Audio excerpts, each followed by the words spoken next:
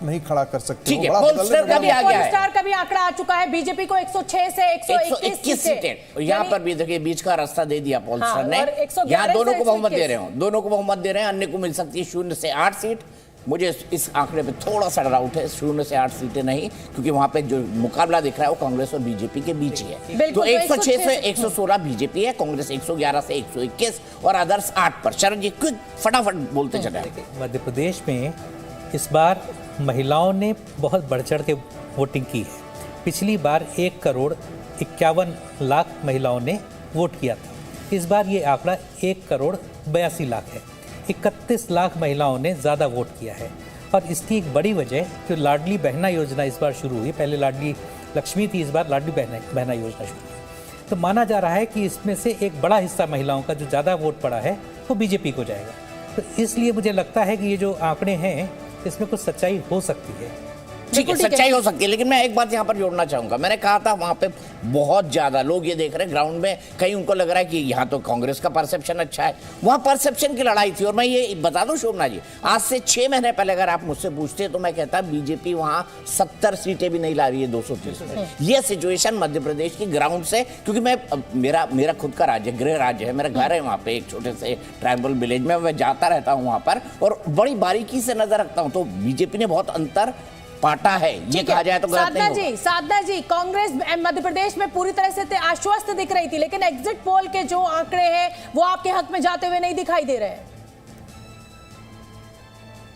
देखिए, मुझे लगता है आश्वस्त दिख रही थी नहीं कहना चाहिए, अभी आश्वस्त हैं हम, और बिल्कुल हम पूरी मेजॉरिटी के साथ मध्य प्रदेश में सरकार बनाएंगे। तो ये आश्वस्त थी मत बोलिए, एग्जिट पोल है मैडम, एग्जिट पोल नहीं है। और आदरणीय दीपक जी ने सही कहा, कुछ दिन पहले मेरी भी उनसे चर्चा हुई थी, मेरे पिताजी भी मिले थे, उस समय उन्होंने यही कहा था कि मध्य प्रदेश की स्थिति बड़ी डामाडोल दिखाई दे रही है। और मैं आपको ये कह रही हूँ कि अभी भी डामाडोल है, क्योंकि मध्य प्रदेश में भाजपा की स्थिति बिल्कुल ठीक नहीं है। मैं स्वयं मध्य प्रदेश बालाघाट से आती हूँ, इसीलिए बात आपको कह सकती हूँ। जफर इस्लाम साहब, छत्तीसगढ़ और मध्य प्रदेश का आंकड़ा आ गया है जी। देखिए, छत्तीसगढ़ का अगर आप इतिहास उठा के देखिए, पिछले वाले इलेक्शन में जहां भारतीय जनता पार्टी को कम सीटें मिली थी, आज उसके पहले कभी भी उठा के देखिए 50 से कम सीटें आती ही नहीं भारतीय जनता पार्टी को।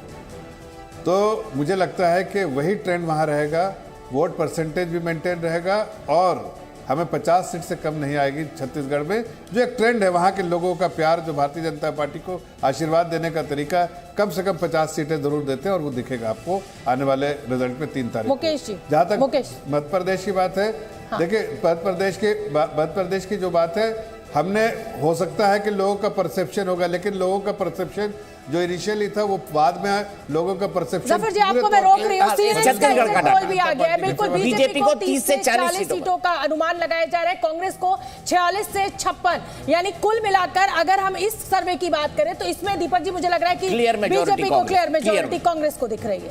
वैसे मैं एक बात बता दूं, भूपेश बघेल को जो लोग जानते हुए चाहते हैं कि भाई 63, 64, 65 सीटों की मेजोरिटी से वो नहीं आए, वो कम थिन मेजोरिटी लेकर आए ताकि वो बार बार कांग्रेस हाईकमान को कह सके देखिए मैं हटा तो सरकार गिर जाएगी। तो उन्होंने भी जो स्ट्रैटेजी अपनी लगाई है उसमें उन्होंने 45 से 50 की स्ट्रैटेजी लगाई है, बाकी के लिए मेहनत भी नहीं की। अगर ये कहूंगा तो गलत नहीं होगा। नहीं, लेकिन दीपक जी, इसमें ये संकट भी रहता है ना कि अगर आप थिन मेजोरिटी पे हो तो वहां भी फैक्शनलिज्म है। वहां पे भी कांग्रेस में दूसरा एक गुट है जो कि उन्हें हमेशा लगातार ब्लैकमेल कर सकता है। इसीलिए वो तो यही चाहेंगे कि अगर वो सीएम है और दोबारा के दावेदार हैं तो कम से कम उनके गुट के सारे विधायक जीते और ज्यादा से ज्यादा बहुमत से जीते। ठीक है मुकेश जी, नेता कैसे सोचता है ना, आप और मैं वो सोच ही नहीं सकते, है ना। वो मतलब घोड़ा 2.5 घर चलता है शतरंज में, तो आप मान के चलिए नेता 3.5 से 4.5 कूद जाता है, मौका लगे पे 10.5 भी कूद जाएगा। तो नेता के सोचने का लेवल अलग होता है। संगीत रागी जी कुछ कहना चाह रहे हैं?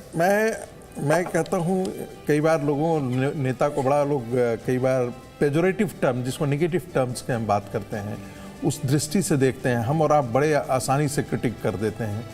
ये बहुत बहुत कठिन काम है। एक इलेक्शन जीतना, हार जाना, 5 साल के बाद आपका भविष्य कहाँ होगा। तो मैं कहता हूँ कि ये बहुत जीवट का काम है। हम लोग तो एक छोटा सा एक मीटिंग में यदि थोड़ा बहुत दाएं बाएं होता है तो ब्लड प्रेशर और शुगर लेकर के बढ़ जाते हैं, और वो 5 साल तक हमेशा तलवार की धार पर चलते हैं।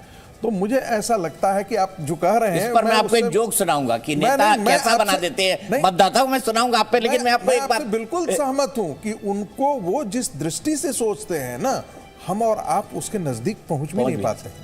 मतलब हम जहां पे सोचना खत्म करते हैं, वहां से आगे वो सोचना शुरू कर चुके होते हैं, तभी अपनी गद्दी को बचा कर रख पाते हैं। और इसीलिए कंपटीशन बड़ी है, तगड़ी है।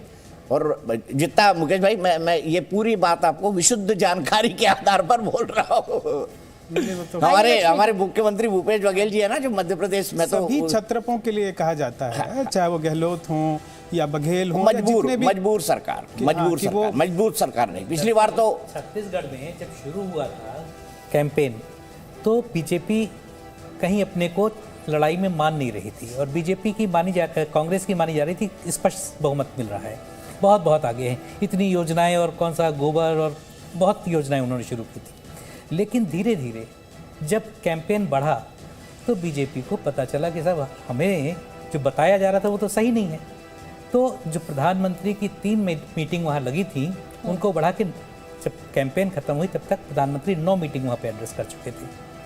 तो इसलिए बीजेपी को खुद अनुमान नहीं आया कि हम वहाँ पे क्या हमारी पोजीशन क्या है। एक्चुअली प्रॉब्लम ये हुई शरद भाई, जहां तक मैं जानता हूं, छत्तीसगढ़ पे उन्होंने ध्यान ही नहीं दिया। एग्जैक्टली, क्योंकि उनके लिए इमैटेरियल था वो, और बाकी जगहों पे ध्यान दिया। लेकिन अब उनको ध्यान इसलिए देना है क्योंकि 2024 है सर, ये तो सेमीफाइनल है, वो तो फाइनल है।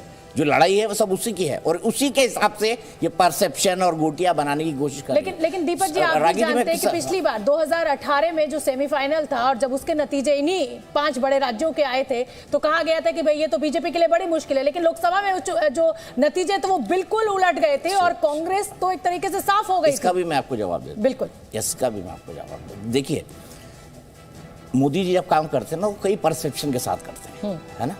उन्होंने दे दिया एज कांग्रेस को, कांग्रेस हो गई कॉन्फिडेंट कि 3 मुख्यमंत्री, 4 इधर, 5 इधर, 6 इधर, 7 इधर। वो फिर से लग गए 2024 में और हरा दिया।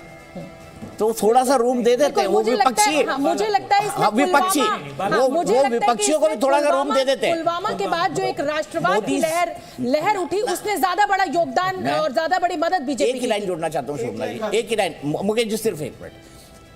ये जितने एग्जिट पोलस्टर है ना, उनके भी पापा के पापा हैं मोदी जी कैलकुलेशन के हिसाब से। तो वो क्या सोचते हैं, क्या करते हैं जी मुकेश जी। देखिए, जैसे दीपक जी कह रहे थे ना कि नेताओं का, और संगीत जी भी कह रहे थे, नेताओं का काम बड़ा मुश्किल है, और मैं तो समझता हूं कि राजनीतिक पत्रकारों का काम उससे 1000 गुना मुश्किल है। क्योंकि जैसे ही अगर मैं चल रहा हूं, अगर मैं चलता रहूंगा तब तक आपको मेरी चाल की तारीफ करनी है, अगर मैं गिर जाऊंगा तो मेरे गिरने की कला की भी तारीफ करनी है। तो इसीलिए राजनीतिक पत्रकारों जब ये एग्जिट पोल के आंकड़े, हम तो हर साल ओपिनियन पोल और एग्जिट पोल्स करते आ रहे हैं कई सालों से, ये अगर एग्जिट पोल सही साबित हो जाता है तो बल्ले बल्ले। और कई बार ये एग्जिट पोल जो है वो मुंह के बल भी गिरते हुए हमने देखा है, तो उसमें बड़ी किरकिरी भी होती है। जफर इस्लाम साहब, मैं आपके पास आऊंगी, लेकिन उससे धीरेन्द्र कुमार साहब, स्पोक्स पर्सन है एलजेपी के, मैं उनके पास ही नहीं पाई हूं। धीरेन्द्र जी, जो रुझान आ रहे हैं, जो एग्जिट पोल में जिस तरीके के आंकड़े सामने आ रहे हैं, क्या कहेंगे आप? अभी कांग्रेस के प्रवक्ता का सुन रहे थे, मध्य प्रदेश के लिए बहुत कुछ बोल रहे थे, लेकिन कमल को नाथने वाले के लिए आप बोल रहे थे कि नाथ दिया है, लेकिन यहाँ तो कमल ने ना नाथ का साथ दिया ना हाथ का साथ दिया, वो तो अपने बीजेपी के ही साथ है, तो एनडीए के ही साथ है। और ठीक रागी जी ने कहा है कि हम लोग एटलीस्ट कम से कम 5 में से 4 तो हमारी सरकारें बिल्कुल बन रही हैं, और 1 भी हम लोग बना ही लें।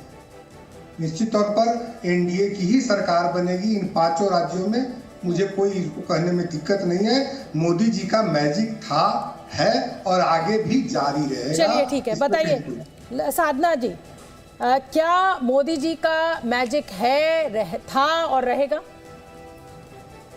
लक्ष्मी देवी, माफ कीजिए, सॉरी लक्ष्मी, मैं ये सब शब्द नहीं मानती। अच्छा चलिए, पहले साधना जी को सुन लेते हैं, फिर लक्ष्मी जी। साधना जी गलत सवाल पूछ लिया आपने। मैं एक्चुअली लक्ष्मी जी नाम से थोड़ा सा साधना जी सकपका गई कि मोदी जी के मैजिक पे। साधना जी, मैं आऊंगी आपके पास। राहुल गांधी से स्टूडियो में मेरे साथ लक्ष्मी जी बैठी हुई हैं, उनसे मेरा ये सवाल है। मैजिक अब कोई कब क्या शब्द, अब तो पनौती चल रहा है, कहीं मैजिक चल रहा है, अब क्या शब्दों पे मत जाइए, फिर तो अलग अलग तरह के शब्द फिर आ जाएंगे। लेकिन मैं यहाँ पर मौजूद सभी मेहमानों को बताना चाहती हूँ कि मैं इस तरीके के शब्दों को बिल्कुल पसंद नहीं करती, चाहे वो मूर्खों का सरदार कहा जाए किसी को, और या किसी को पनौती कहा जाए। तो मेरी आप सभी राजनीतिक मेहमानों से ये हाथ जोड़ के विनम्रता के साथ विनती है कि आप अपनी चुनावी रैलियों में जिस नेता को जो बोलना हो बोले, लेकिन कम से कम मेरे और दीपक जी के शो में नहीं। लक्ष्मी जी, मोदी जी का मैजिक है, था और रहेगा?